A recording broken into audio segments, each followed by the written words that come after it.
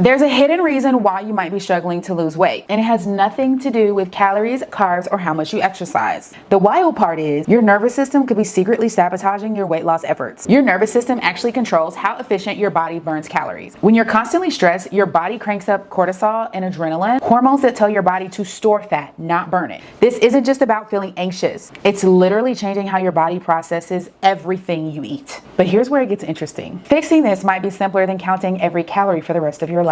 Your body works like a sophisticated control system, constantly switching between fight or flight and rest and digest modes. When you're stuck in stress mode, you're telling your body there's danger. So it clings to every calorie like it's survival mode. In this video, I'm going to tell you how to get your body out of survival mode and back into weight loss mode.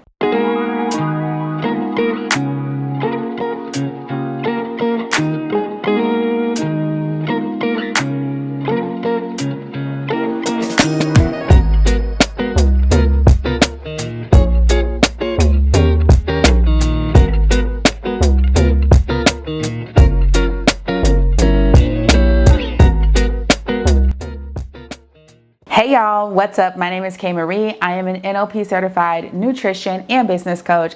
I help busy women lose the weight with ease, okay? So for today, let's go ahead and start it off. Y'all know how I like to do this. I like to do things in teaching style. I like point, boom, boom, boom. Let's get into it, get the goods, the value, all that good stuff, okay? So if you see me looking to the right, it's because I have my notes to the right, but we're gonna talk to this thing together. So number one, you wanna ditch the HIIT.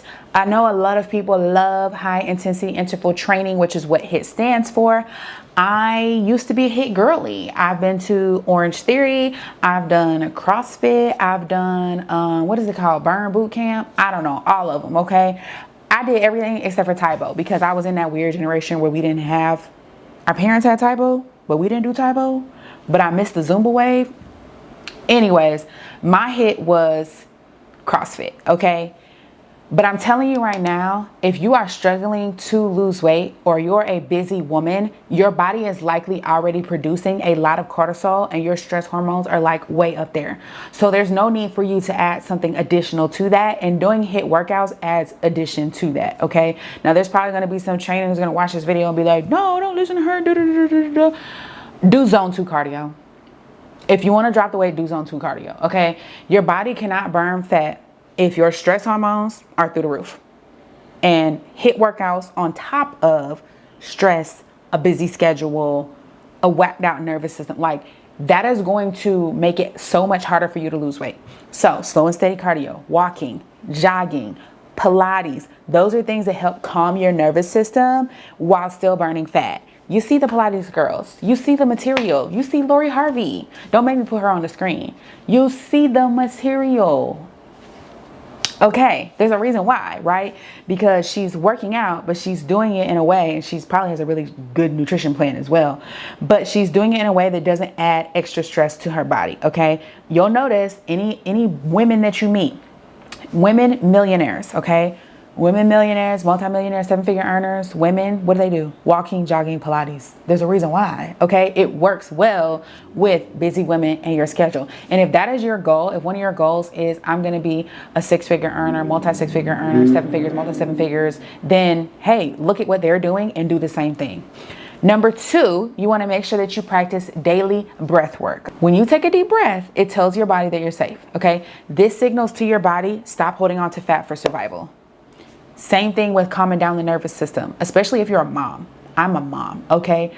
So we are overstimulated a lot, okay? I got a 2-year-old and a 4-year-old. Lots of overstimulation going on in this household. You have to intentionally set aside time throughout your day to do breathing, breath work. Breath work is the release of the demons and whatever, okay? I'm talking about inhaling 3 times, holding for 3, and exhaling for 3. I'm not talking about having an exorcism in your living room. That's not what I'm talking about, okay? And by the way, when you see breath work, like when you see that somatic work and that breath work, and people are literally releasing demons and releasing, that comes from trauma. Like that is real stuff, okay? I'm not gonna get into it, but it is real. The body keeps count. trauma and you hold that tension in your muscles for years and years and years, and then somebody goes to breath work or to a healer or whatever you want to call it, and they're having these full body convulsions and stuff, that is the demon coming out. That stuff is real, y'all, okay? You're holding on to it. But anyways, you can ask somebody who's been through it. I haven't been through it, but you can ask somebody who's been through it. For me, it lines up with what's in the Bible. Same thing happens in the Bible, okay? But anyways, we're talking about everyday breath work, box breathing, which is in 4, hold 4, out 4. But just taking those deep breaths to calm your nervous system. I even have my kids do this. Like my 4-year-old has been doing this since she was 2 years old. And her dad used to think I was crazy. He used to be like, every time she used to get mad, I used to say, take a deep breath. And she would in 2, out 2, in 2, out 2. And he would laugh. And I'm like, you think it's funny, but look at her. It's working. It's working. Because it was not foreign to him, but it looked crazy for a 2-year-old to be doing breath work, but she knew it because I taught it to her. And so it's really important. You can teach it to your kids, teach it to yourself, but it's really good for calming down that parasympathetic nervous system. It's really good for taking you out of fight or flight mode immediately. Okay. Number 3, y'all gonna hate me for this. Lower your caffeine intake. I'm a caffeine girly all day. I don't do Starbucks anymore. I used to do Starbucks all the time. I don't do Starbucks anymore because it's a lot of calories. But give me a black coffee and a splash of organic almond milk at home. I'm drinking it. Give me an energy drink. I'm drinking it. As long as it's less than 100 calories. Okay? But listen, there are certain times in my life and certain seasons where I back off of the caffeine because I know I'm stressed. And adding caffeine on top of stress is going to dysregulate your nervous system, which makes it harder to lose weight. Anytime I go into a cut, like a real cut, where I'm like, I got to drop this weight right now, I don't drink caffeine, okay? And it's not because caffeine has a whole bunch of sugar in it and all the artificial sugars and it's not that. It's because I need my nervous system to be as calm as possible in order for me to release this weight. I tell y'all this all the time, and if you're new here, this may be your first time hearing me say this, but I'm gonna say it 50 times. Weight loss is emotional and mental before it's physical, okay? It happens emotionally and mentally before it manifests physically on the outside. You got to let go of some things. You have to sacrifice some things. You have to make room in your life and space, not fill it with a whole bunch of stuff. You're just gonna make space to make space and the weight will fall off, okay? This is mind plus body working together here.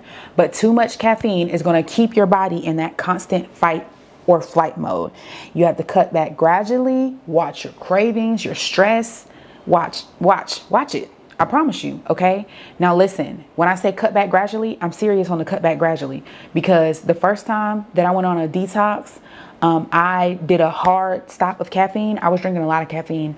I did a hard stop of caffeine and I had the shakes the first night. I felt like literally like cold sweats in the shakes, okay? And I was hot and cold. It was crazy. So you may want to do a slow back off, like a slow back down.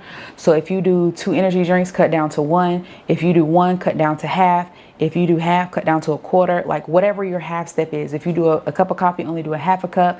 If you do, a lot of people do a cup of coffee in the morning and 1 in the afternoon, cut one of those out, okay?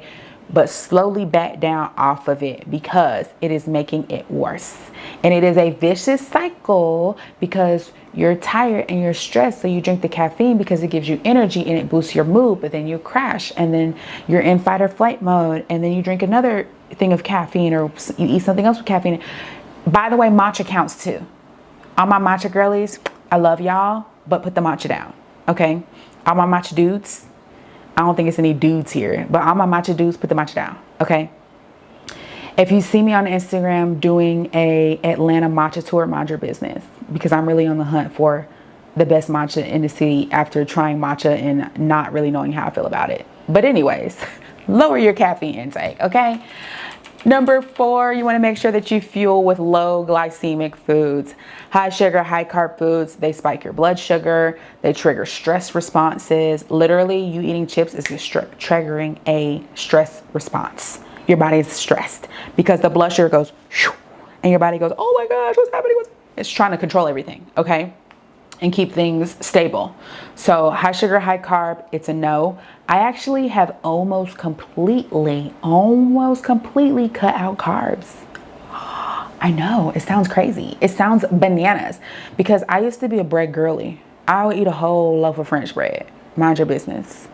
Love me some bread. Love me some spaghetti. Love it, okay?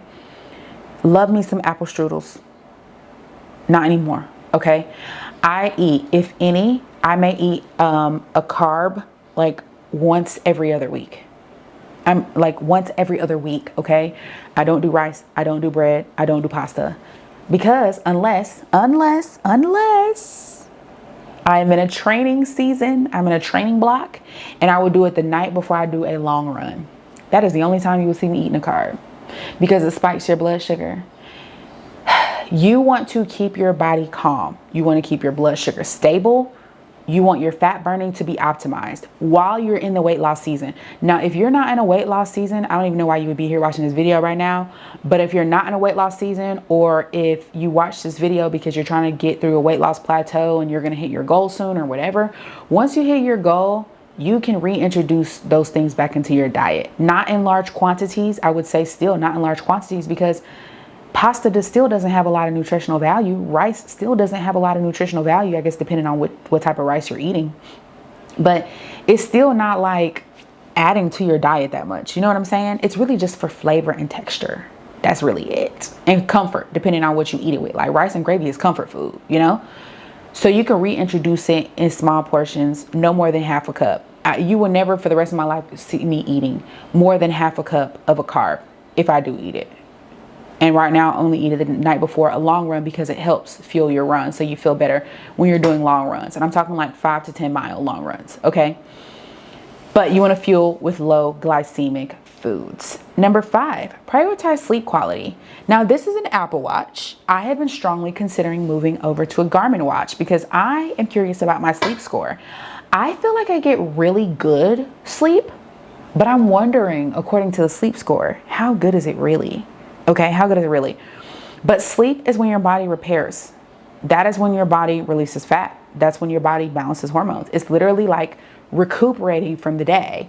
And because you're sleeping and you're not doing a whole bunch of other activities, sleep is the only time where your body actually gets to focus on itself. Like it's when your body is doing its thing for itself. Like it's self-care at the highest level is sleep, okay? So if you're not sleeping deeply, your nervous system is going to stay stressed and it's going to hold on to stubborn weight. A couple of things that I've been doing around sleep to improve my sleep quality, because I feel like I'm a really good sleeper anyways. But the things that I've done to improve my sleep quality is to get in bed at least 45 minutes to an hour before I actually want to fall asleep. So if I want to go to sleep at 8:30, I'm in the bed at 7:30. I've done my sleep routine, and it sounds so early, but if that's the time that I want to fall asleep, I'm in there an hour. If you know that you want to be sleeping by 10, get in the bed at 9. Okay, so give yourself some time to wind down. You don't want to be like forcing yourself to go to sleep. Another thing that I have started doing that has really improved my sleep quality is going to sleep without the TV on. Now, there are 2 ways to do this. You can just not turn the TV on when you get in the bed, which means you're probably going to fall asleep a lot faster. But it's going to feel weird at first not hearing anything in the background, not having that TV light, because it is weird. But you could also just set the timer on your TV. Like if you know you want to be asleep within the next hour, watch TV for 20 minutes or set the TV timer for 20 minutes, watch TV. When TV goes off, you go to sleep. It's like parenting yourself, but it works so well. You need to prioritize your sleep quality. There's no way that you're getting good, decent sleep with the TV on in the background. The lights are flashing. The sound levels are going up and down. Like you're sleeping, but your brain is registering all of that. And it is influencing your sleep quality, whether you realize it or not. Okay. So prioritizing sleep quality is going to help you get out of that weight loss plateau. It's going to help you start to really regulate your nervous system. And I promise you the weight is going to start coming off. Seriously. This entire week, no, all of last week was a rest week. So I was supposed to run the LA Nike After Dark half marathon yesterday. I had a crazy last 2 weeks, was not able to make it out to LA to run. And so this entire last week, what was supposed to be my deload week or my taper week of training, I actually took it as an entire rest week. Do y'all know I lost weight this week? I have not worked out this week, but I lost 3 pounds from sleep, like from sleeping, seriously. I haven't even been like really eating on my diet plan. I still had my cheat meal of the week this week. It was so good. It was nachos. Still had my cheat week of the week. Lost 3 pounds still, which is actually a lot. 3 pounds in a week is a lot. They tell you not to do more than 1 to 2 pounds a day. The fitness gurus, the doctors will tell you not to lose more than 1 to 2 pounds a week if you want to sustain it. But I did that from sleeping and intermittent fasting. Wow. Okay. It's a serious thing. All right. And then last but not least, you want to make sure that you're pairing your movement with prayer and faith practices. This is very, very important. I talk about weight loss from the perspective of mind-body connection. Prayer is so important. Your faith practices, your spiritual practices are so important. I will literally link my Bible study playlist somewhere here, but it is so important because for a lot of us, first of all, gluttony is a sin. And for a lot of us, food has become an idol. And that was my story. I will tell it in another video deeper. But for right now, I can link my 30 pounds weight loss video. But food has become your idol. You're prioritizing eating over praying. You are so hungry when you sit down to eat, you forget to thank God for the food on your table. You can't complete a fast. This is a sign that food is your idol. You go into the grocery store and you know that there are certain things that you don't need to be eating in order to hit your fitness, your weight loss, your healthy lifestyle goals. And you struggle to not buy that thing. You buy it at the checkout and you go home and eat it. That is spiritual, okay? Lack of self-control is spiritual. Struggling with discipline, struggling with willpower, struggling with all these things that we talked about, the nervous system, that is a spiritual thing, okay? Do you think, honestly and truly, do you think that you're going to be able to confidently and boldly operate in your God-given purpose if you cannot put the Doritos down? If you cannot say no to the soda? If you cannot pass on the rice and the fried chicken and the mac and cheese for a limited amount of time? We're not even talking about your entire life. We're just talking about temporarily saying, I'm not going to eat these things so that I can become more confident in my body. I can be in my healthiest state of body. That's a lack of self-control. You have a lack of your body, okay? A lack of your body. And I will say this, I saw this on Instagram a couple of days ago and I was like, that is so true. And it said, your body is your temple, not your idol. So this goes both ways. It goes for your body is your temple. What are you putting in it? It also goes for your body is not your idol. Like, it's not all about looking super skinny, super slim. It's not all about having a slim waist and a fat butt and whatever else, right? Because your body's not your idol either, but food's not your idol either. Pairing your movement with prayer and faith practices is really good. Sometimes when I run, I don't listen to music. I'm listening to a sermon. Sometimes I go outside, and if I'm taking just an easy walk that day, I'm talking to God. I'm not listening to music. I'm just having an open conversation with God in my head, not out loud. I don't want people to think I'm crazy. But I'm just having an open conversation with God, because that is me pairing my prayer and my faith practices. Sometimes I do it in the morning. If I get on my stepper, I'll pull up a sermon on YouTube and get on my little stepper. Okay. Pairing those two things together is going to move mountains in your life. Okay, it's going to move mountains in your life. If this video resonated with you and you want my full nervous system healing and body reset method, join my community for body reset and nutrition coaching. I will guide you step by step. I also have a free bonus gift for you in the description box below. Please let me know if y'all have any thoughts, questions. I can do other videos on them. Just drop them in the comment section and I will see y'all later. Bye, y'all.